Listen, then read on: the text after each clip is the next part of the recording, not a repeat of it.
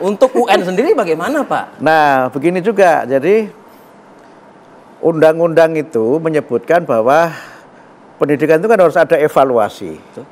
Nah, evaluasi itu ada 3, Mas. Pertama, evaluasi yang diselenggarakan oleh guru. Ya. Mas Arief ketika misalnya sudah punya putra ya, misalnya putra-putrinya belajar kan ada evaluasi guru tuh. Ya. Ada yang harian, ada yang semesteran, Tengah ada yang semester, tengah semester. ada akhir Nah, semester. itu kan evaluasi oleh guru. Ya, ya, ya. Yang kedua, evaluasi oleh pemerintah. Pemerintah itu juga mengevaluasi untuk mengukur ketercapaian belajar dan ketercapaian standar pelayanan minimal. Target ini terpenuhi atau tidak? Kan ada SPM, standar pelayanan minimal. Nah, yang ketiga itu evaluasi untuk lembaga independen. Lembaga independen itu kalau dulu ada namanya BSNP. Jadi penyelenggaraan ujian dulu itu oleh BSNP, Badan Standar Nasional Pendidikan yang saya pernah ketuanya itu. BSNP itu yang menyiapkan soalnya, menyusun sistemnya, karena dia lembaga independen. Nah, tujuannya beda-beda. Kalau yang tadi yang pertama evaluasi oleh guru, itu untuk kemajuan progres belajar. Kemudian evaluasi pemerintah tadi mengukur ketercapaian. Nah, sehingga nanti bisa saja ini bisa melalui ujian, bisa melalui asesmen, atau mungkin cara lain untuk mengetahui ketercapaian dan belajar di situ. Nah, yang ketiga yang oleh independen itu dulu kan namanya ganti-ganti dulu, Mas. Awal-awal dulu ada namanya ujian penghabisan istilahnya itu. Zaman Orde Baru dulu itu. Serem ya, Pak ya? Namanya ujian penghabisan. Serem banget itu gitu. Kemudian dulu ada setelah itu namanya ujian negara. Ya. Nah, setelah itu kemudian muncul lagi ada dulu EPTA, EPTANAS. Ya. Nah, saya mengalami itu, Pak. Mas Ari mengalami itu kan. Nah, setelah itu kemudian ada UN. Ada perannya juga loh, Pak. Nah, ada pra juga. Nah, kemudian UN itu awalnya dulu itu menjadi penentu kelulusan. Iya. Ditentukan dalam kurun waktu berapa hari aja. Dan gitu, hanya Pak. 3 mata pelajaran atau 4 mata pelajaran, banyak komplain kan. Akhirnya UN berubah, tidak menjadi penentu kelulusan, tidak lagi menentu. Tapi penentu kelulusannya melalui apa? Namanya ujian sekolah berstandar nasional, USBN. Karena itu maka yang menentukan lulus dan tidak itu adalah sekolah, karena undang-undangnya menyebutkan begitu. Undang-undangnya menyebutkan begitu. Kemudian yang berikutnya UN ditiadakan, diganti asesmen nasional, yang itu sampling. Jadi tidak semua murid harus ikut. Ibaratnya random sampling. Nah, muncul masalah kan? Semuanya kan muncul masalah itu. Kenapa muncul masalah? Misalnya beberapa lembaga itu menyoal, kan kami perlunya mengerti kemampuan anak secara individual. Sementara yang ada adalah laporan secara sampling tadi itu. Sehingga kan sempat ada berita misalnya lulusan Indonesia ini tidak diterima di negara tertentu karena tidak ada standarisasinya. Karena itu ini kita lihat semua, tapi prinsipnya begini. Pemerintah itu kan punya tugas menyelenggarakan pemerintahan sesuai dengan undang-undang. Tinggal amanat undang-undangnya seperti apa, peraturan pemerintahan seperti apa, kepentingannya apa. Tapi yang jelas begini, yang namanya prestasi itu kan harus ada ukurannya dong. Ya kan? Nggak mungkin ada orang sekolah tanpa tes gitu kan. Tetap harus ada tes itu. Kemudian yang kedua, perlu ada informasi kepada publik, anak ini kemampuannya seberapa. Dan itu kan harus ditentukan berdasarkan sistem evaluasi yang relatif objektif. Yang relatif objektif. Nah, kenapa saya katakan relatif? Misalnya tadi UN, itu kan bisa disebut objektif karena memang itu mengukur berdasarkan standar. Tetapi dikatakan relatif. Kenapa relatif? Ya karena memang ada kelemahan-kelemahan di situ.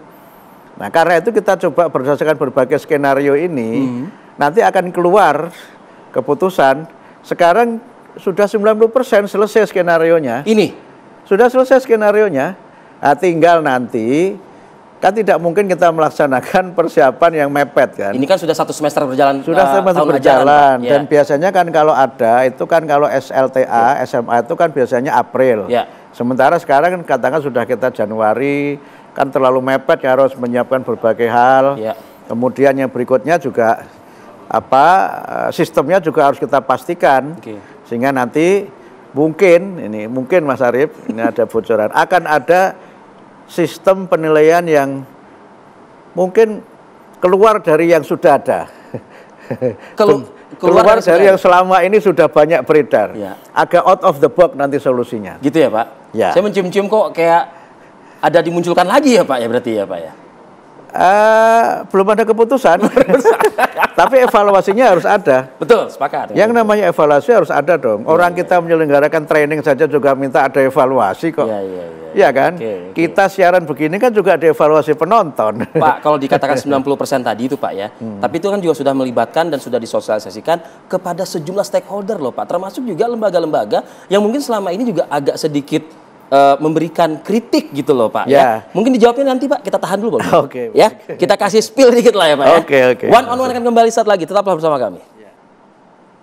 Ya, langsung saja kita ingin mengulas nih ya soal upaya-upaya yang tentunya oleh Pak Menteri sudah sampaikan tadi di segmen sebelumnya. Nah, khawatirnya Pak ini tidak mengikut sertakan atau tidak melibatkan beberapa pihak yang mungkin selama ini concern terhadap dunia pendidikan ini. Banyak Pak, LSM kah itu, organisasi kah itu, dan lain sebagainya. Nah ini Pak, apakah mereka ini dilibatkan juga gitu loh? Iya, 1 bulan sejak saya dilantik itu saya aktif ke sana kemari menjadi pendengar Mas Arief.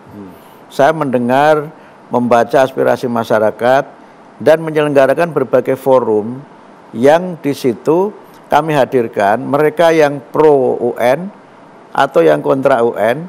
Termasuk zonasi juga. Zonasi juga.